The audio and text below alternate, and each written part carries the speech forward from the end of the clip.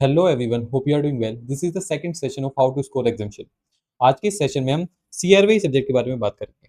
सीआरबीआई जो सब्जेक्ट है वो तीन पार्ट में डिवाइडेड है, part one, part two and part three.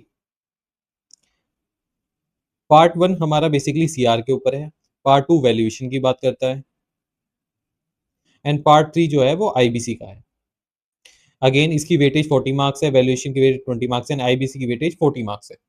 ठीक है, तो हम जो है अप्रोच जो देखेंगे वो इसी पैटर्न में देखेंगे। पहले पार्ट वन करेंगे, फिर पार्ट टू करेंगे एंड पार्ट थ्री करेंगे। वीडियो का पैटर्न जो है, इस सीरीज का जो पैटर्न है वो सेम ही रहेगा। पहले हम अप्रोच की बात करेंगे, फिर बिगेस्ट मिस्टेक्स की बात करेंगे, बेस्ट सीक्वेंस टू स्टडी क्या रहेगा, किस सीक्वेंस में हमें पढ़ना है सब्जेक्ट और कैसे रिवाइज करना है, एंड देन इंपॉर्टेंट पॉइंट और एक्सपेक्टेड पेपर लेवल क्या होने वाला है इस बार, उसके बारे में बात करेंगे। अगर हम अप्रोच की बात करें तो पार्ट वन में सबसे पहला chapter type of corporate restructuring. ठीक है, इससे कैसा क्वेश्चन आता है, इससे केस स्टडी और कॉन्सेप्चुअल क्वेश्चन। एक्चुअली क्वेश्चन इससे डिफरेंट टाइप के आते हैं क्योंकि ये जो चैप्टर है ना, ये बहुत वेटेज रखता है एग्जाम में। तो केस स्टडी भी कॉन्सेप्चुअल बेसिस पे आ सकता है, प्रोविजन बेस भी आ सकता है, इसमें से प्रैक्टिकल क्वेश्चन भी आ चुके हैं इसमें। और केस स्टडी के बारे में बात करेंगे, केस स्टडी कहाँ से और किस तरीके की केस स्टडी आती है। अगर मैं बात करूँ तो केस स्टडी होती है वो कॉन्सेप्चुअल आती है, टाइप ऑफ रिस्ट्रक्चरिंग के बारे में, reason for merger and acquisition, type of merger पूछ लेगा, डी मर्जर की बात करेगा, comparison between spin off and split off. अच्छा, ये जो है spin off and split off और डी मर्जर, ये इस बार के एग्जाम में आ चुके हैं। ठीक है, डाइवर्चर आया था, बिजनेस सेल एंड डाइवर्चर, तो इसकी क्या आई थी, केस स्टडी आई थी। तो इस टाइप की केस स्टडी एग्जाम में आती रहती है। ठीक है, रिस्ट्रक्चरिंग में डेब्ट रिस्ट्रक्चरिंग के ऊपर केस स्टडी आ चुकी है पहले। ठीक है, तो मेन जो रहता है वो केस स्टडी बेस्ड क्वेश्चन रहेगा इन वाले टॉपिक्स में से। ठीक है, जो कि कॉन्सेप्चुअल होगा। अगर मैं प्रोविजन बेस्ड क्वेश्चन की बात करूं तो बायबैक के ऊपर क्वेश्चन आता है, बायबैक का प्रोसीजर कई बार पूछा है, एस्क्रो अकाउंट के ऊपर क्वेश्चन कई बार आ चुका है, सेबी रेगुलेशन के प्रोसीजर की बात भी कई बार हो चुकी है। मतलब प्रोसीजर, पूरा प्रोसीजर तो वो नहीं पूछेगा, प्रोसीजर के बीच में से कहीं उठा के एक्सटिंग्विशमेंट को लेकर, कभी एस्क्रो अकाउंट को लेकर, वो कभी लिमिट को लेकर क्वेश्चन पूछेगा। अच्छा, प्रैक्टिकल क्वेश्चन भी इसमें से आ चुका है, बायबैक के ऊपर प्रैक्टिकल क्वेश्चन भी आ चुका है, जिसमें बेसिकली कैलकुलेशन करनी थी कितने नंबर ऑफ शेयर हम बायबैक कर सकते हैं with in the limit under the companies act 2013। तो इसकी कैलकुलेशन, तो एक प्रैक्टिकल क्वेश्चन आपको ये सॉल्व करके एग्जाम से पहले सॉल्व करके देखना है, इसकी प्रैक्टिस करनी है। ठीक है, ये क्वेश्चन आ चुका है। उसके बाद reduction of share capital section 66 है, इसके ऊपर दो तीन केस लो है, वहां से क्वेश्चन बन जाता है। ठीक है, अब केस स्टडी जो है, जो यहाँ हम बात कर रहे थे, most of the time case study जो होती है वो बुक में से भी आ जाती है। बुक में अगर केस स्टडीज काफी सारी दी गई हुई है, वहां से आप रीड करोगे एंड देखोगे, कभी कभी कॉपी एंड पेस्ट भी हो जाती है केस स्टडी। ठीक है, तो आप जो भी केस स्टडी मॉड्यूल में दी हुई है इस चैप्टर में, वो आपको करनी है। उसके बाद acquisition of the company business, ये कौन सा चैप्टर है, ये टेक ओवर वाला चैप्टर है सर। अब टेक ओवर चैप्टर में स्पेशली मैं बोलता हूँ, टेक ओवर चैप्टर बहुत ज्यादा लेंथी है और बहुत ज्यादा टेक्निकल भी है। तो इस चैप्टर को हम क्या हमारी अप्रोच रहेगी इस चैप्टर को कवर करने के लिए, तो अप्रोच ये रहेगी कि पहला आपको देखना है क्वेश्चन जो आएगा वो एसएससी रेगुलेशन के बेस पाएगा। ठीक है, तो आपको कैसे कवर करना है इस रेगुलेशन को, आपको पहले स्कैनर करना और इंपॉर्टेंट टॉपिक्स देखने। ठीक है, स्कैनर बहुत जरूरी है, पास्ट प्रीवियस ईयर में क्वेश्चन जितने भी आए हुए हैं वो स्कैनर से आपको सारे ही करने हैं। ठीक है, और इंपॉर्टेंट टॉपिक्स क्या होंगे उसके बारे में बात करते हैं, जैसे object of the takeover and kind of the takeover. ये क्या थ्योरेटिकल क्वेश्चन है। ठीक है, यहाँ से थ्योरेटिकल क्वेश्चन बन सकता है ऑब्जेक्ट ऑफ टेक ओवर से। ठीक है, उसके बाद जो रेगुलेशन इंपॉर्टेंट है, जैसे regulation 3, 4, 5, 5A, 6, 6A, 6B, 8, 9, 15, 17, 19, 20 and 24। ठीक है, 24 वाली ऑब्लिगेशन से, ऑब्लिगेशन क्या होंगी, डायरेक्टर्स की। ठीक है, तो ये सारी आपको रेगुलेशन करनी है। एग्जामिशंस को आपको हाथ नहीं लगाना है, क्योंकि एग्जामिशन इतनी टेक्निकल है कि आप उनको पढ़ने बैठोगे, उनका एनालिसिस करोगे, आप पूरा चैप्टर भूल जाओगे। तो और इस चैप्टर की वेटेज जो रहती है 5 नंबर की रहती है मैक्सिमम, कभी कभी ये 10 नंबर का भी आता है, पर अगर आप पास्ट अटेम्प्ट्स की बात करोगे तो मैक्सिमम ये 5 नंबर का आया हुआ है। और 5 नंबर के लिए मुझे लगता है इतनी मेहनत काफी है कि हम ये सारी रेगुलेशन पढ़ लें, प्रीवियस ईयर क्वेश्चन पढ़ लें और ये दो थ्योरेटिकल क्वेश्चन भी हम यहाँ से कर लें। ठीक है, तो 5 नंबर के लिए ज्यादा मेहनत नहीं करेंगे। कुछ स्टूडेंट टेक ओवर में ही चले जाते हैं कि टेक ओवर कर लिया, 15 घंटे हो गए, 20 घंटे हो गए, टेक ओवर ही करे जा रहे हैं, 25 घंटे हो गए, टेक ओवर में ही पड़े हुए हैं। तो ऐसा आपको नहीं करना है। ठीक है, ये बी कैटेगरी का चैप्टर है, आगे कैटेगरी भी बात करेंगे, पर ये बी कैटेगरी का चैप्टर है और इसमें सिर्फ रेगुलेशन, ये वाली रेगुलेशन हमें अच्छे से करनी है। ठीक है, और प्रीवियस ईयर क्वेश्चन पे ध्यान देना है। Planning and strategy, again provision based question आ सकता है इसमें। इस बार भी प्रोविजन बेस्ड क्वेश्चन आया था जो कि डिफरेंशियल राइट के ऊपर था। ठीक है, सेक्शन 42 इंपोर्टेंट है, 28 इंपोर्टेंट है, 55 इंपोर्टेंट है, ये सब आपको करना है। अगर मैं कहीं कहीं कंपनीज एक्ट की बात अगर करता हूं तो बेसिकली इसके साथ आपको रूल्स भी, सारे रिलेवेंट रूल जो है वो भी सारे कवर करने हैं। ये नहीं है कि आप सिर्फ सेक्शन पढ़ेंगे, रूल्स नहीं पढ़ेंगे, सेक्शन के साथ रूल्स भी पढ़ने होंगे आपको। ठीक है, 42 करना है, 28 करना है, 55 करना है, कंपनीज एक्ट 2013 का। क्या है, 48 नहीं है ये, 28 नहीं है, 48 है, सॉरी। ठीक है, उसके बाद जो इंपॉर्टेंट टॉपिक्स हैं, ईसीबी का इंपॉर्टेंट टॉपिक है, ईसीबी के सारे टॉपिक्स आपको करना है। इसके अंदर जितने भी टॉपिक्स हैं, एलिजिबिलिटी को लेकर हो, पार्किंग को लेकर, ईसीबी प्रोसीड्स की बात हो, ठीक है, सारे टॉपिक्स आपको ईसीबी के करने हैं। मसाला बॉन्ड करना है, डिपॉजिटरी रिसिप्ट करना है और एलबीओ का टॉपिक करना है, लेवरेज बाय आउट का जो टॉपिक दिया हुआ है वो भी आपको करना है। उसके बाद एक केस स्टडी है, Tata motor acquisition of Jaguar and land rover, ये वाली केस स्टडी आपको बिल्कुल करके जानी है, ठीक है। थ्योरेटिकल क्वेश्चन की अगर मैं बात करूं, सिर्फ एक टाइप का थ्योरेटिकल क्वेश्चन यहां से बन सकता है, merger and acquisition primary factor to be considered. Previous attempt में 2 से 3 बार आ चुका है, लास्ट अटेम्प्ट में जो दिसंबर 2025 का था उसमें भी आ चुका था, तो इस बार आने की चांसेस बिल्कुल भी मतलब रेयर टू रेयर है कि ये आ जाएगा। थ्योरेटिकल क्वेश्चन एक टाइप का ही इसमें से बनता है, बाकी अगर बनेगा तो प्रोविजन बेस के क्वेश्चन ये बन जाते हैं, ठीक है। तो ज्यादा कुछ नहीं करना, सिर्फ आपको ये सेक्शन पढ़ने हैं और ये वाले टॉपिक्स कवर करके जाने हैं। उसके बाद अगर मैं बात करता हूँ process of merger acquisition and transactions, और एक चैप्टर हमारा डॉक्यूमेंटेशन, इन दोनों चैप्टर को कभी भी अलग नहीं करना है, इन दोनों चैप्टर को साथ करना है। वो क्यों, वो अभी बात करते हैं हम। इन चैप्टर को एक साथ क्यों पढ़ना है, क्योंकि अगर आप देखेंगे तो बहुत सारे जो टॉपिक्स हैं वो ओवरलैप है इसमें, ठीक है। जैसे कि सबसे इंपॉर्टेंट प्रोविजन इसी में है, सेक्शन 230 से लेकर 238 तक जितनी भी सेक्शंस हैं वो हमें इस चैप्टर के अंदर कवर करने हैं। बाकी 233 जो फास्ट ट्रैक है उसके लिए अलग चैप्टर है, आप वहां कर सकते हैं, यहाँ आप स्किप कर देना। पर इस सेक्शन 230 से लेकर 238 तक आपको यही करने हैं। उसके बाद प्रोसीजर जो है मर्जर का, आप एक चार्ट बनाएंगे पूरे मर्जर का, जैसे कि स्टार्टिंग में मीटिंग्स होंगी, वो पूरा चार्ट आपको बनाना है एंड तक बिल्कुल स्टेप बाय स्टेप। आप बुक में भी दिया हुआ है मॉड्यूल में, आपको वहीं से आप वहां से लर्न कर सकते हो वहां से, पर आपको पूरा प्रोसीजर पता होना चाहिए प्रैक्टिकल में मर्जर होता कैसे है, ठीक है। फॉर्म एंड टाइमलाइंस इंपॉर्टेंट है, क्योंकि अगर बुक में अगर पेपर में प्रोसीजर आ गया तो फॉर्म एंड टाइमलाइंस बहुत ज्यादा इंपॉर्टेंट है इस चैप्टर के अंदर, ठीक है। तो आपको वो पता होनी चाहिए। उसके बाद post merger success and valuation, एक ये टॉपिक है, यहाँ से क्वेश्चन आ सकता है। उसके बाद ये भी पोस्ट मर्जर का टॉपिक है और ये भी पोस्ट मर्जर का, तो ये पोस्ट मर्जर के टॉपिक्स हैं, आपको ये करके जाने हैं, ठीक है। तो प्रोविजन बेस ही फोकस रहेगा इसमें, प्रोविजन पे एक बेस फोकस रहेगा, और अगर थ्योरेटिकल क्वेश्चन आया तो ये पोस्ट मर्जर के उससे आएगा क्वेश्चन। उसके बाद अगर मैं डॉक्यूमेंटेशन की बात क्यों करूं, क्योंकि जब आप सेक्शन 232 238 पढ़ेंगे, इसके साथ रूल्स भी आप पढ़ेंगे, बिल्कुल रूल्स बिना पढ़े तो कुछ होगा ही नहीं इसमें, ठीक है। तो जब आप रूल्स पढ़ेंगे तो उसमें एक्सप्लेनेटरी स्टेटमेंट के क्या कंटेंट होते हैं, नोटिस के अंदर क्या कंटेंट है, वो ऑलरेडी वहां पे रूल्स में दिए हुए हैं, ठीक है। और जब आप डॉक्यूमेंटेशन पढ़ेंगे तो वहां पे भी बेसिकली ये दे रखा है कि कंटेंट ऑफ द नोटिस क्या होगा, कंटेंट ऑफ एक्सप्लेनेटरी स्टेटमेंट क्या होगा, एडिशनल डिस्क्लोजर हमें क्या देने होंगे, वो अगेन क्या है डॉक्यूमेंटेशन में भी कवर हो रहे हैं। तो इसलिए मैं कहता हूँ ये चैप्टर जब भी पढ़ेंगे आप एक साथ पढ़ेंगे। अब डॉक्यूमेंटेशन में और अलग से करना क्या क्या है वो भी देख लीजिए। थ्योरेटिकल क्वेश्चन डायरेक्ट ही आएगा इसमें से, जब ही आएगा ड्राफ्टिंग का क्वेश्चन बेसिकली आ सकता है यहाँ से, कोई रिजोल्यूशन बनवा ले या कोई notice along the explanatory statement आपसे ड्राफ्ट करा ले, ये क्वेश्चन आने के चांसेस थोड़े से रहेंगे, ठीक है। उसके बाद personal eligible for filing the petition before NCLT, ये डायरेक्ट क्वेश्चन आ सकता है। Basic principle of drafting of application petition, ये भी क्वेश्चन आ सकता है। उसके बाद other general points to be keeped in mind, ये भी देख सकते हैं आप। उसके बाद ये जो मैं बात कर रहा था ड्राफ्टिंग की एंड डिस्क्लोजर की, कि disclosure notice plus explanatory statement में क्या होंगे, which is already covered in the section and the rules. तो जब आप साथ साथ पढ़ेंगे तो ये चैप्टर भी साथ साथ कवर होता रहेगा। और ड्राफ्टिंग के लिए रिजोल्यूशन और नोटिस क्वेश्चन बेसिकली आपको दे सकता है कि रिजोल्यूशन ड्राफ्ट करो 232 का। अच्छा, बहुत सारे फॉर्म्स है, जैसे CA9 है, ठीक है, ये क्या फॉर्मेट है, तो हो सकता है ये भी ड्राफ्ट करा ले आपसे। तो एक बार आपको गो थ्रू ये चीजें करके जानी होंगी, ठीक है। नोटिस ऑफ ऑब्जेक्शन कैसे बनता है, तो डॉक्यूमेंटेशन में सिर्फ ये वाले टॉपिक्स ही करने हैं आपको, और ये जो डिस्क्लोजर्स हैं ये आपको सेक्शन में आप रेफरेंस लेके इनको आप कवर कर लेंगे। देन नेक्स्ट चैप्टर हमारा accounting in corporate restructuring concept and accounting treatment, ये चैप्टर बहुत इंपॉर्टेंट है। क्यों इंपॉर्टेंट है, क्वेश्चन 100% इस टॉपिक से आता है, ठीक है, अकाउंटिंग से। और ये चैप्टर बहुत ही छोटा है, इसमें ज्यादा टॉपिक्स नहीं है। देखिए क्वेश्चन जब भी आएगा वो अकाउंटिंग स्टैंडर्ड और इंड एस के बेसिस पे आएगा, और डायरेक्ट क्वेश्चन आएगा, कभी भी घुमा फिरा के इतना ज्यादा क्वेश्चन नहीं आता इसमें, मोस्टली डायरेक्ट क्वेश्चन आने के चांसेस रहते हैं। जैसे method of accounting for amalgamation, ये तो आप करोगे ही।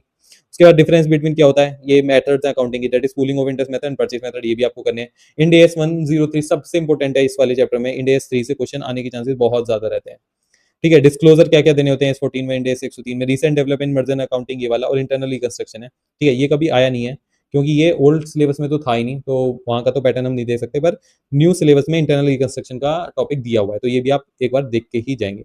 इसमें सबसे इंपॉर्टेंट है केस लो, एक सोनी इंडिया प्राइवेट लिमिटेड और एक Gallops Realty private limited versus state of Gujarat, ये दोनों केस लो बहुत इंपॉर्टेंट है। ये दोनों केस लो आपको देखकर ही जाने हैं पेपर में, मतलब केस लो तो इस सब्जेक्ट में इतने इंपॉर्टेंट है ना कि 50 मार्क्स के केस लो आने ही आने रहेंगे। मैं बोलूंगा 50 मार्क्स के केस लो आ ही सकते हैं पेपर में, कोई अगर 50 मार्क्स के केस लो अगर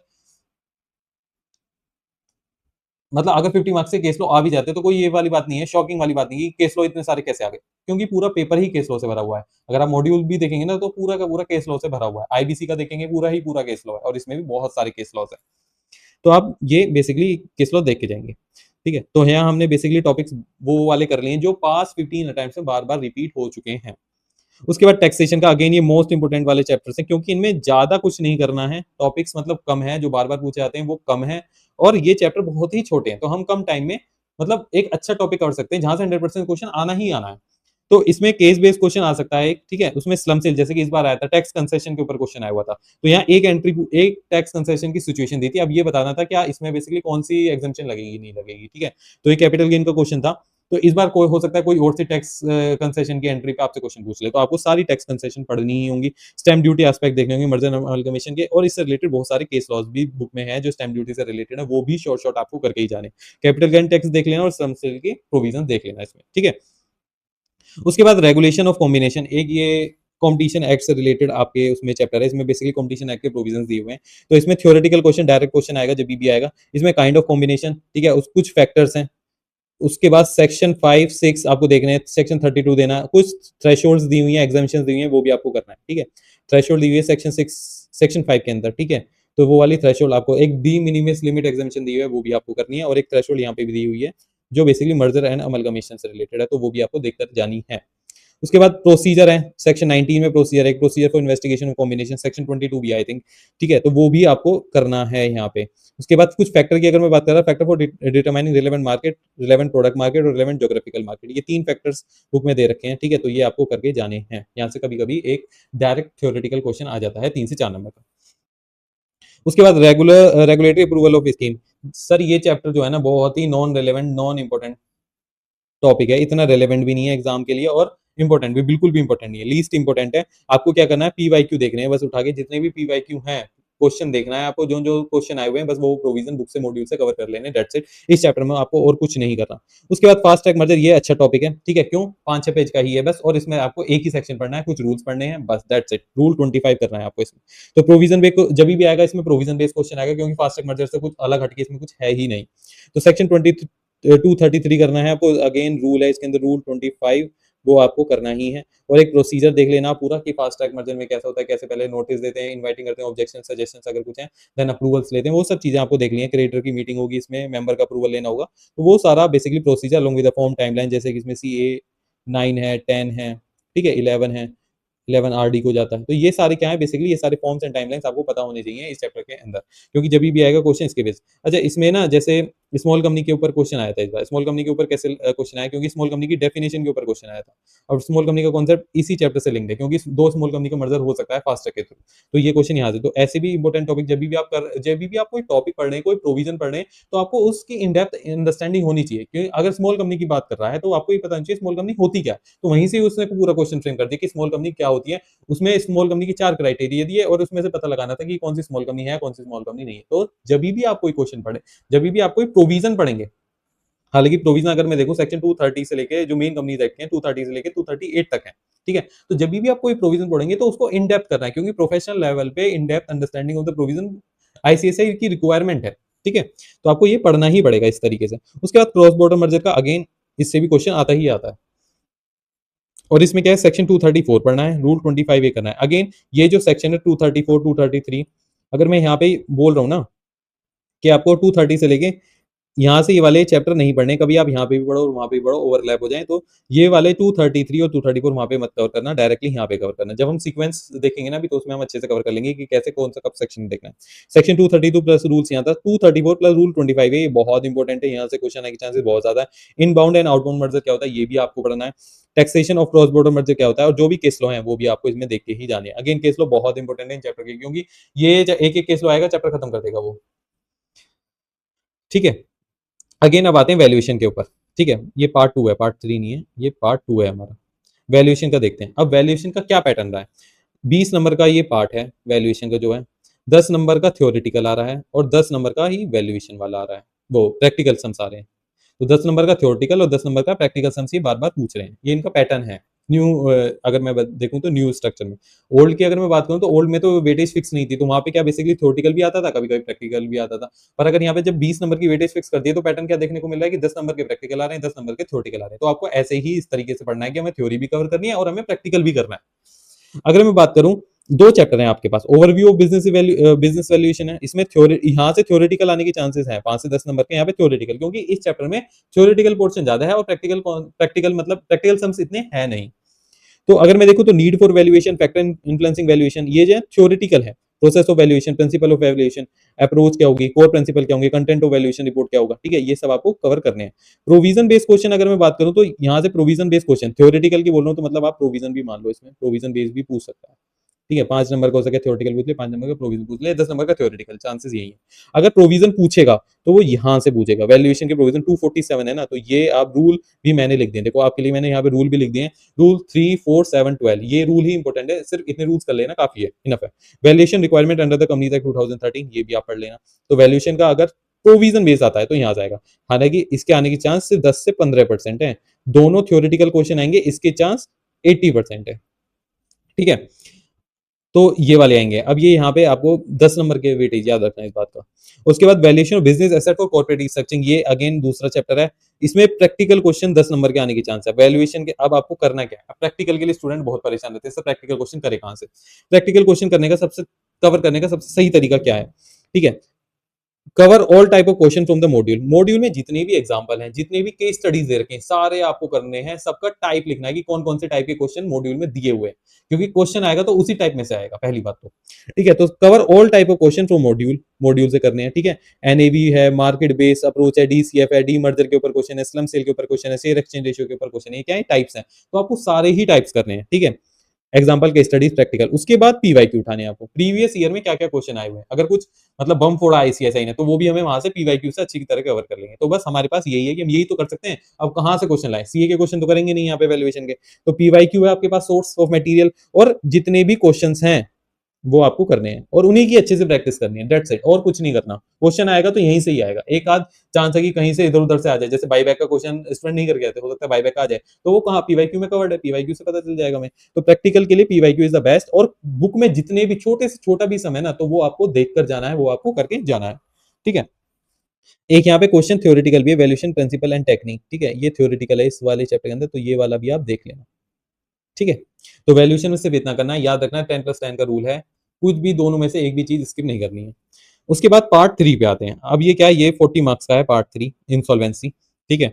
इंसॉल्वेंसी में भी मैंने सारी अप्रोच यहाँ पे जो पास्ट में आई हुई है, पास्ट अटेम्प्ट में, वो सारी लिखी हुई है, ठीक है। तो इंसॉल्वेंसी स्टार्ट करते हैं। इंसॉल्वेंसी के अगर हम chapter basically first chapter insolvency का अगर ये देखें तो यहाँ से डायरेक्ट क्वेश्चन आता है और केस लो बेस्ड क्वेश्चन आता है। अगर केस लो बेस्ड आएगा तो किस टाइप आएगा मैं वो भी बताऊंगा, ठीक है। तो डायरेक्ट क्वेश्चन आएगा या केस लो बेस्ड क्वेश्चन आएगा। पिलर्स ऑफ आईबीसी की ऑब्जेक्टिव सैलिएंट फीचर, अगर ये सब आया तो बेसिकली क्या आएगा, ये सब डायरेक्ट क्वेश्चन के फॉर्म में आएंगे, ठीक है। ये कभी भी केस घुमा के नहीं पूछेगा, अगर वो हिस्ट्री पूछेगा डायरेक्ट पूछेगा, तो ये क्या है, मतलब डायरेक्ट क्वेश्चन आने की चांसेस यहाँ से ज्यादा है। अब केस लो बेस्ड क्वेश्चन जो आएगा ना वो डेफिनेशन में आएगा। क्या बात कर रहे हो सर, डेफिनेशन में से केस लो बेस्ड क्वेश्चन, यस, क्योंकि जो जितनी भी डेफिनेशंस मैंने लिखी है ना, ये सिर्फ डेफिनेशन नहीं है, आपकी बुक में देखोगे इनके साथ दो दो तीन तीन केस लो अटैच है, मतलब इन डेफिनेशन के ऊपर भी केस लो दिए हुए हैं, ठीक है। तो आईबीसी जो है वो धीरे धीरे वास्ट होता जा रहा है, तो इन डेफिनेशन के ऊपर भी केस लॉज हैं, तो केस लो क्वेश्चन आने के चांसेस वहां से ज्यादा है, ठीक है। इस चैप्टर के अंदर जो डेफिनेशन है, जब भी आप ये डेफिनेशन करोगे, मैंने डेफिनेशन लिखी है, कॉर्पोरेट पर्सन की डेफिनेशन, क्लेम की, डिफॉल्ट की, फाइनेंशियल इन्फॉर्मेशन, कॉर्पोरेट एप्लीकेंट क्या होता है, कॉर्पोरेट गारंटर क्या होता है, डिस्प्यूट, ये सारी डेफिनेशन आपको यहाँ पे करनी है। प्लस इनके साथ मॉड्यूल में देखोगे आपको एक केस लॉ भी है। अगेन मैं कह रहा हूँ मॉड्यूल बहुत इंपॉर्टेंट है, क्वेश्चन आएगा मॉड्यूल से ही आएगा, मॉड्यूल के बाहर से कहीं से भी नहीं आएगा। तो इनके साथ जितने भी केस लॉ हैं वो भी आपको देखकर जाने हैं। अब उनको कैसे कवर करेंगे वो भी हम देखेंगे आगे। उसके बाद एक most important chapter application for the CIP, application की बात करता है। तो सेक्शन 6 केस लो बेस्ड क्वेश्चन आने की चांसेस यहाँ पे ज्यादा है। कौन कौन से सेक्शन आ सकते हैं, 6, 7, 8, 9, 10, 11, ये सारे ही इंपॉर्टेंट है, ये पूरा चैप्टर ही इंपॉर्टेंट है, कुछ नहीं छोड़ना। ये चैप्टर इतने कोर चैप्टर हैं, ठीक है, आईबीसी का फाउंडेशन है, ठीक है। मतलब 6, 7, 8 अगर सारा सारा जो आईबीसी है, सारा जो सीआरपी है, वो इन्हीं सेक्शन के ऊपर ही तो है, तो ये तो आपको करके ही जाने हैं, तो इनमें छोड़ना नहीं है कुछ भी, ठीक है। और चार्ट प्रोसीजर पूरा बना लेना, ठीक है, पूरा प्रोसीजर बनाना, फाइनेंशियल डेट वाला भी, ऑपरेशनल डेट वाला भी, या कॉर्पोरेट डेटर ने अगर एप्लीकेशन फाइल करी है तो वो भी आप बेसिकली पूरा चार्ट बनाएंगे। टाइमलाइन आपके मॉड्यूल में है, वैसे अच्छे से चार्ट दे रखा है, वो बेस्ट है, वहीं से आप उठा के अपने नोट्स में इनकॉर्पोरेट कर लो, बेस्ट है, ठीक है। वो आपको करना है, अलग से मेहनत करने की कोई जरूरत नहीं। केस लो मोस्ट इंपोर्टेंट है, केस लो का ही क्वेश्चन आएगा, डायरेक्ट क्वेश्चन इन सेक्शन से नहीं आते हैं, मैं अभी भी कह रहा हूँ, इन सेक्शन से हमेशा के हमेशा केस लो बेस्ड क्वेश्चन ही आएगा और आपकी बुक से केस लो आएगा। देन उसके बाद role function duties of IP, IRP और आरपी। आईपी मतलब interim insolvency professional, interim resolution professional और रिजोल्यूशन प्रोफेशनल की बात कर रहा हूं मैं। तो रोल फंक्शन ड्यूटी, हाँ ये चैप्टर है जहां से डायरेक्ट क्वेश्चन आएगा। एलिजिबिलिटी ऑफ आरपी सेक्शन 16, 17, ये सब क्या है, ये सब आपको इंपॉर्टेंट सेक्शंस है, इनसे आपको डायरेक्ट क्वेश्चन देखने को मिलेगा हर बार एग्जाम में। उसके बाद कोड ऑफ कंडक्ट देख लेना। कोड ऑफ कंडक्ट बहुत सारे दिए हुए हैं, बहुत सारी हेडिंग दी हुई हैं, बस आपको मैंने बताया दो तीन इंपॉर्टेंट है, इंडिपेंडेंस से लेकर इम्पार्शियलिटी वाला और रेम्यूनरेशन एंड कॉस्ट। ठीक है, कुछ इसके केस लो भी है रेम्यूनरेशन कॉस्ट को लेकर, तो वो केस लो देख के जाने आपको। ठीक है, उसके बाद रिजोल्यूशन स्ट्रेटेजीज एक चैप्टर है। ठीक है, उसके बाद केस सिचुएशन बेस्ड क्वेश्चन यहाँ से बार बार आ चुका है, उसमें एनालाइज एंड एप्लीकेशन। अब एनालाइज एंड एप्लीकेशन क्या है सर? एनालाइज मतलब आपको एक केस देगा, आपको एनालाइज करना है एंड देन फिर एप्लीकेशन करना है, किसका कौन सी रिस्ट्रिक्टिंग इस पर्टिकुलर केस में लगेगी, तो आपको एनालाइज अच्छी तरीके से करना आना चाहिए, मतलब तो इसलिए कॉन्सेप्ट को आपको अच्छे से पढ़ना है कि पेपर में आप उसका एप्लीकेशन भी अच्छे से कर पाए। ठीक है, तो ऐसा ही क्वेश्चन आने के चांसेस है जहाँ पे एनालाइज एंड एप्लीकेशन आपको अच्छे से आता हो। ठीक है, तो डेप्थ रिस्ट्रक्चरिंग रेगुलेशन 37 है, ये भी इंपॉर्टेंट है, पर डेप्थ रिस्ट्रक्चरिंग यहाँ मोस्ट इंपोर्टेंट है, क्योंकि जितनी बार भी क्वेश्चन आया ना वो डेप्थ रिस्ट्रक्चरिंग से ज्यादा है। तो एनालिसिस एंड एप्लीकेशन आपका अच्छा होना चाहिए। उसके बाद convening and conduct of the meeting of the creator, most important chapter है ये वाला। ठीक है, मोस्ट इंपोर्टेंट है। तो सेक्शन 21, 24, 27 प्लस रिलेवेंट जितनी भी रेगुलेशन, अच्छा जहां जहां पे सेक्शंस में लिख रहा हूँ वहां वहां पे उनके जो related rules and regulation, relevant rules and regulation, वो आपको सारी की सारी करनी है, कोई रेगुलेशन एंड रूल्स छोड़नी नहीं है। ठीक है, कहीं से भी क्वेश्चन आ सकता है आईबीसी मेन से, क्योंकि सेक्शंस कितने हैं सेक्शन, ये सेक्शन 1 से स्टार्ट होते हैं 32 तक है, तो सिर्फ 32 सेक्शंस ही हैं। उसके आगे की कहानी थोड़ी अलग स्टार्ट हो जाती है लिक्विडेशन की, वो बात अलग है, पर अगर मैं सीआरपी की बात करूं तो 1 से लेकर 32 तक है, उसकी कुछ रेगुलेशन है, जिसमें कुछ छोड़ने वाला है तो बहुत कम है। पर अगर इन सेक्शन के साथ जितनी भी रेगुलेशन है, मैंने लिखा हुआ है स्पेसिफिकली यहाँ पे, स्पेशली रेगुलेशंस करनी है, यहाँ पे रिलेवेंट रेगुलेशन करनी है, तो इन सेक्शन के साथ जहां जहां मैंने रिलेवेंट रेगुलेशन करनी है तो कोई रेगुलेशन आपको नहीं छोड़नी। ठीक है, तो केस स्टडी बेस्ड क्वेश्चन आएगा, वहीं एनालिसिस एंड एप्लीकेशन आपको करना पड़ेगा। उसके बाद preparation and approval of resolution, again most important chapter. Provision वाला चैप्टर, एनालिटिकल क्वेश्चन यहाँ से आने के चांसेस है। एनालिटिकल क्वेश्चन मतलब आपको डीप डाउन डीप डाइव करके पूरे सेक्शन की इंटरप्रिटेशन आपको करके आनी चाहिए, करनी आनी चाहिए। ठीक है, तो ये सब आप करेंगे। सेक्शन 29 ए मोस्ट इंपोर्टेंट है, सेक्शन 29 बहुत बहुत इन डेप्थ इंटरप्रिटेशन है इसकी। 30, 31, 32, 32 ए, तो ये सब आपको करना है। उसके बाद एक प्रोसेस है inviting submitting resolution plan, regulation 36 से 36 बी, ये आपको पूरी करनी है।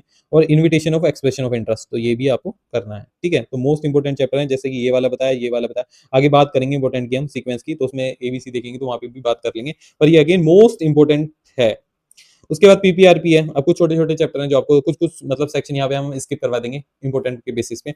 जैसे अगर मैं बात करूँ तो provision based question direct question आता है पीपीआरपी से, पीपीआर से घुमा फिरा के कभी भी क्वेश्चन नहीं आएगा, तो आपको सेक्शन देख लेना 54 A C D E F G H I J N, ये देखना है। तो make a one chart for all the sections type for retaining, तो ये पूरा अगर पीपीआरपी देखो तो पूरा पीपीआरपी का आप एक पूरा चार्ट ही बना सकते हो, जहां से स्टार्ट होता है एंड तक पूरा एक चार्ट बना सकते हो, और उसको इजी स्टेप बाय स्टेप आप रिवाइज कर सकते हो, रिटेन कर सकते हो। तो आपको क्या करना है, make a one chart of all the sections type by step for retaining, तो एक ही चार्ट में पूरा पीपीआरपी कवर हो सकता है। वो कैसे कवर होता है, मैं आपके साथ चार्ट भी शेयर कर लूंगा। ठीक है, मेरे पास एक चार्ट है पीपीआरपी का पूरा, तो उससे हम कर लेंगे। Duties and power of RP, ये भी इंपॉर्टेंट है। ठीक है, तो ये आपको देखना है, डायरेक्ट क्वेश्चन आएगा, इतनी बात रखना, इसमें टेंशन लेने की वाली बात नहीं है, कोई एनालिटिकल क्वेश्चन कभी भी पीपीआरपी से नहीं आया। क्रॉस बॉर्डर इंसॉल्वेंसी, अब देखो कंफर्म वन क्वेश्चन है, अब ये चैप्टर की बात ये है, एक तो ये याद नहीं होता, कभी याद नहीं होता। क्रॉस बॉर्डर इंसॉल्वेंसी बहुत ही अजीब चैप्टर है, मतलब अच्छे अच्छे स्टूडेंट को याद नहीं हो पाता, मुझे भी नहीं हुआ था पर्सनली। तो बट बात ये है कि एक क्वेश्चन आता ही आता है। अब इस 5 मार्क्स के लिए या तो है हम इतनी मेहनत करें और फिर याद भी ना हो, तो बेस्ट है पीवाईक्यू आप करके जाओ इसके, इसके पीछे मत पड़ो, ये याद फिर भी नहीं होगा, मतलब याद हो जाएगा तो 80% 70% इतना ही होगा और उसके चक्कर में आप जो इंपॉर्टेंट चैप्टर है वो स्किप कर दो। मैं कहता हूँ इसका जो टाइम है ना, आपको इन्वेस्ट करो केस लॉस के अंदर। तो इसमें आपको क्या करना है, पीवाईक्यू स्कैनर पकड़ना है और वहां से आपको ये पूरा चैप्टर कर डालना है, इसके अलावा मॉड्यूल में नहीं जाना है। इसमें मैं स्पेशली बोलता हूँ मॉड्यूल मत खोलना है इस चैप्टर के लिए। उसके बाद लिक्विडेशन और after following of resolution plan, तो इसमें सेक्शन 33 मोस्ट इंपोर्टेंट है। सेक्शन 33 लिक्विडेशन स्टेट वाला है, preferential transaction, under value transaction, transaction defrauding creditors और एक्सटॉर्शनेट क्रेडिट ट्रांजैक्शंस, ये आपको देखनी है। ठीक है, ईसीटी और पीवाईक्यू आपको देख के जाना है, इसके बाहर आएगा नहीं वैसे, पर इसका पीवाईक्यू आप देख लेना, मेरी ये रिकमेंडेशन है, इसका पीवाईक्यू जरूर देख लेना। और ये सेक्शन 33 मोस्ट इंपोर्टेंट है, और लिक्विडेशन स्टेट, यहाँ से क्वेश्चन आने के चांसेस बहुत ज्यादा है। ठीक है, अगेन मैं बताऊँ इस सेक्शन से भी डायरेक्ट ही आएगा, कभी कभी तो इतना डायरेक्ट आ जाता है कि 33 और 59 के बीच का डिफरेंस बता दो। ठीक है, इतना ईजी क्वेश्चन भी आया हुआ है पेपर में, तो इसमें घबराना नहीं है, प्रोविजन बेस्ड क्वेश्चन है, डायरेक्ट है। उसके बाद वॉलंटरी लिक्विडेशन, एक ही सेक्शन है, कुछ रेगुलेशन है, और पूरा इसका प्रोसेस आपको देखना है, बुक में आपके दिया हुआ है मॉड्यूल के अंदर, तो ये पूरा आपको बेसिकली कवर करना है, एक ही सेक्शन है। डेप्थ रिकवरी एंड सार फेसिंग, अब ये देखिए, ये क्या लेंदी चैप्टर है, बहुत ज्यादा आएगा, कितने का, 5 नंबर का। मेरे टाइम पे ये 3 नंबर का आया था, क्या था मेरे टाइम पे 3 नंबर का आया था, मैक्सिमम 5 नंबर का था, इससे ऊपर का आएगा नहीं। और आप पेज देखोगे ना, कम से कम 60 पेज का है ये चैप्टर, तो मैं कहता हूँ इतना नहीं करना, पीवाईक्यू स्कैनर से उठाओ और कर डालो। ठीक है, और कुछ नहीं करना इसमें, पीवाईक्यू उठाओ स्कैनर से कर डालो, 5 नंबर के लिए इतनी मेहनत नहीं करनी है कि आपको जो इंपॉर्टेंट चैप्टर है उनको टाइम ही नहीं दे पाओ, ठीक है। क्योंकि आपको देखोगे नंबर ऑफ चैप्टर जो है ना वो 26 से लेके 29 चैप्टर्स हैं, तो इतने सारे चैप्टर से क्वेश्चन पूछना पॉसिबल तो नहीं है, तो कुछ ना कुछ वो छोड़ेगा तो सही, तो हमें थोड़ा सेलेक्टिव बेसिस पे जाना है इसके लिए। तो उसके बाद winding up tribunal under the companies act, इसमें भी बहुत सारे क्वेश्चंस आते हैं, मतलब बहुत सारे सेक्शंस हैं। तो आप कुछ मैंने इंपॉर्टेंट सेक्शन लिख दिए हैं, 272 273 मोस्ट इंपॉर्टेंट है, 281 कर लेना, 287 290 एंड 328, ठीक है। कुछ एडवाइजरी कमेटी के ऊपर भी इसमें एक सेक्शन है, वो भी मैंने 281 में कवर कर लिया है, और इंपॉर्टेंट जो है वाइंडिंग अप के 272 273, ठीक है, ये मोस्ट इंपॉर्टेंट है, तो ये आपको करने हैं।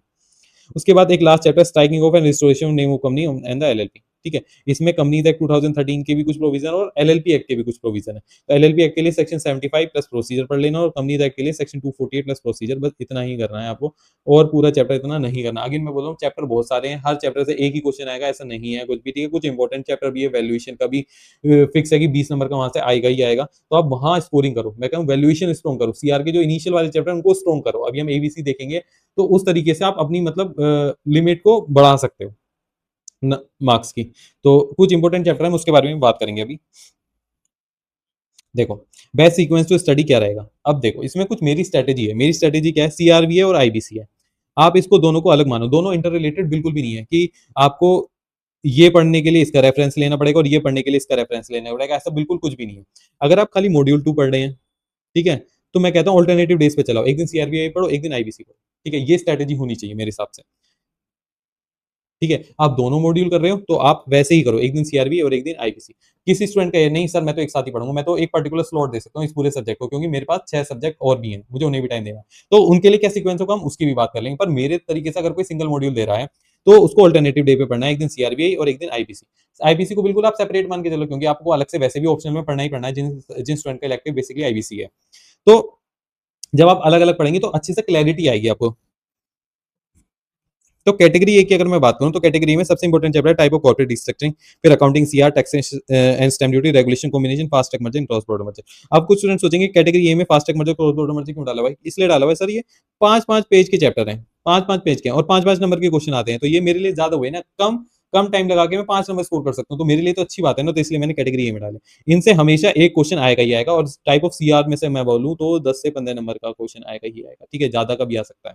केस स्टडी आ गई कोई फर्स्ट क्वेश्चन पे तो ये 20 नंबर का खींच देगा यहाँ से, ठीक है। तो ये आपको करना है, कम से कम 10 से 15 नंबर का एक क्वेश्चन आएगा ही आएगा, और ये भी बहुत इंपॉर्टेंट है, ठीक है। तो यहाँ से 10 का भी लेके चलो तो ये वाले चैप्टर में से एक एक क्वेश्चन आने की गारंटी है।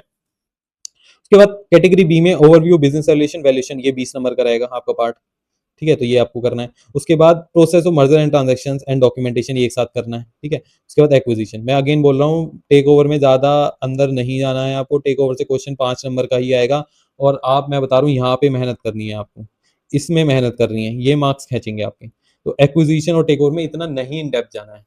कैटेगरी सी में प्लानिंग एंड स्ट्रेटेजी और रेगुलेटरी अप्रूवल स्कीम, ठीक है, जैसे कि हमने डिस्कस किया था क्या इंपॉर्टेंट है, किस तरह के क्वेश्चन है, तो वैसे आपको कैटेगरी सी में करना है।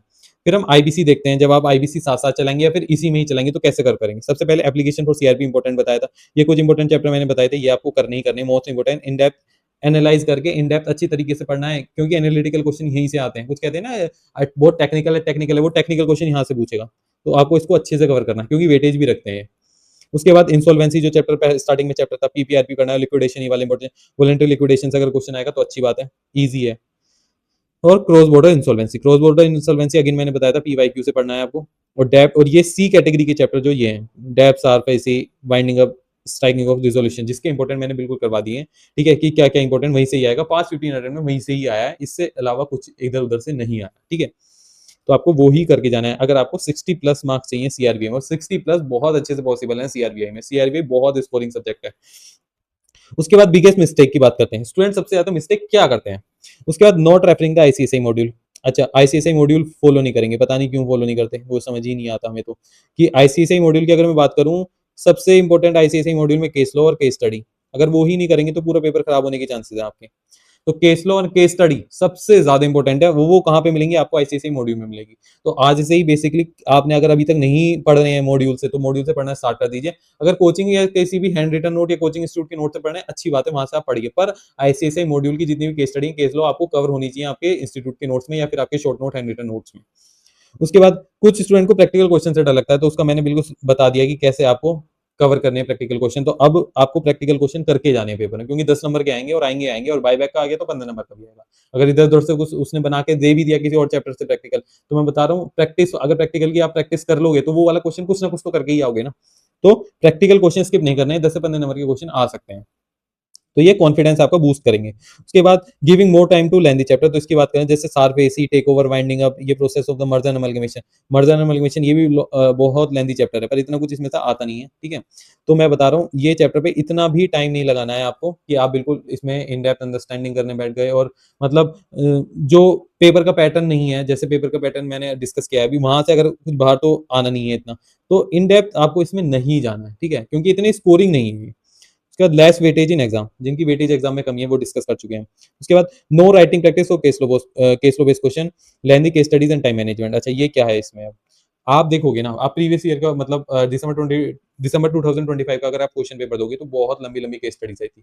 आईबीसी के पेपर देखोगे स्पेशली एक एक पेज की केस स्टडीज आई हैं। अब आप पहले उनको रीड आउट करोगे, ठीक है, फिर आप अपनी अंडरस्टैंडिंग बनाओगे, फिर आप क्वेश्चन को लिखना स्टार्ट करोगे, तो आपका टाइम मैनेजमेंट तो बिल्कुल ही खराब हो जाएगा।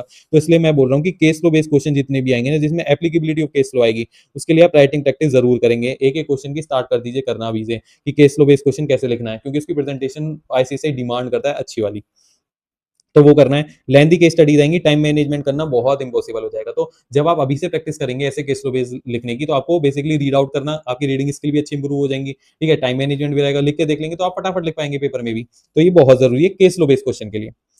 अच्छा इंपॉर्टेंट पॉइंट्स क्या है, एक्सपेक्टेड पेपर लेवल कैसे होगा वो बात कर लेते हैं। पहला अगर मैं बात करूं, मॉड्यूल देखना है, शॉर्ट नोट, कोचिंग नोट, ये बात हम कर चुके हैं। क्वेश्चन आपको स्कैनर लास्ट वीडियो में भी की थी कि क्वेश्चन बैंक, ये जो मटेरियल आप फॉलो कर रहे हैं एक बार आप फिक्स कर लेंगे, इधर उधर जंप नहीं करना है बीच में कहीं, इस जब भी अब आपके एग्जाम जून में होंगे, तो जून से लेके अब से लेके जून तक बीच में इधर उधर फिसलना नहीं है। एक बार फिक्स कर लो कि ये वाले कोचिंग नोट, ये वाले शॉर्ट नोट्स मुझे करने हैं, ये वाला क्वेश्चन बैंक और क्वेश्चन फ्रॉम स्कैनर ये वाला देखना है, ये वाले क्वेश्चन, ठीक है, फिक्स कर लो आज ही, इधर उधर नहीं फिसलना है, फिसल गया तो एग्जाम भी फिसल जाएगा। उसके बाद IBC provision case low require in depth, ये भी हम बात कर चुके हैं। आईबीसी की जो प्रोविजंस हैं और जो केस स्टडीज हैं वो इन डेप्थ एनालिसिस मांगते हैं, और इन डेप्थ एनालिसिस आप पेपर भी देखोगे ना प्रीवियस ईयर के, बहुत मतलब आपको केस लो केस स्टडी पे अच्छी पकड़ होनी बहुत ज्यादा जरूरी है, तो वो आपको आना चाहिए। उसके बाद अगर केस लो शीट के ऊपर मैं बात करूं, देखो केस लो की वेटेज जो है ना वो 30 से 35 नंबर की है, पेपर में इतने केस लो आ सकते हैं 30 से 35 नंबर के, ठीक है।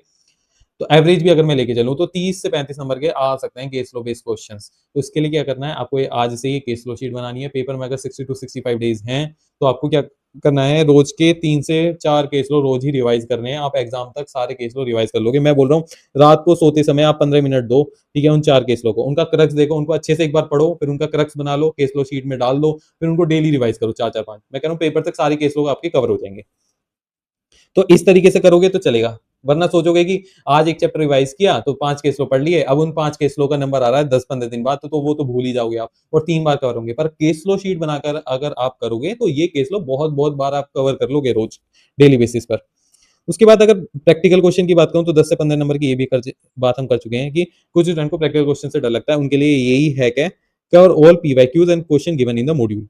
उसके बाद cover first category A B and chapter पे फोकस करना है आपको, ठीक है, वही मैं कह रहा हूँ 80% वेटेज रखते हैं, 80 टू 85% वेटेज रखते हैं। अगर आपने इतना कर लिया तो मोर देन सफिशिएंट। उसके बाद कुछ चैप्टर हैं जिसमें से आते हैं बहुत बहुत लेंथी चैप्टर्स हैं, तो आपको देन कैटेगरी सी पे जंप करना है। और कैटेगरी सी को हम कैसे करेंगे, पीवाईक्यू से देख रहे हैं, इंपॉर्टेंट टॉपिक से, ये नहीं छोड़ के तो मैं जाने नहीं है वो 15 मार्क्स। अगर मैं 85 को बोल रहा हूँ ए एंड बी सारा, तो कैटेगरी सी के लिए मैं बोल रहा हूँ पीवाईक्यू पढ़ो, इंपॉर्टेंट टॉपिक्स पढ़ो आप, ठीक है। ये नहीं कि पूरे पूरे 80-80 पेज के चैप्टर आप करके जा रहे हो। और पेपर जो होगा वो एवरेज पेपर लेवल आएगा। एवरेज क्यों बोल रहा हूँ, क्योंकि इस बार का पेपर जो था वो थोड़ा डिफिकल्ट था, क्वेश्चन इधर उधर से मतलब इन डेप्थ वाले आए हुए थे। तो मैं मान के चल रहा हूँ आईसीएसआई इस बार थोड़ा पेपर थोड़ा इस बार से तो थोड़ा हल्का ही रखेगा। तो यहाँ पे हमें अप्रोच भी कवर कर लिया, बिगेस्ट मिस्टेक्स भी कवर कर लिए, बेस्ट सीक्वेंस स्टडी क्या रहेगा और इंपॉर्टेंट टॉपिक्स भी कवर कर लिए, ठीक है। Hope you have like this video, please share and subscribe our YouTube channel lock and एक्सीएस।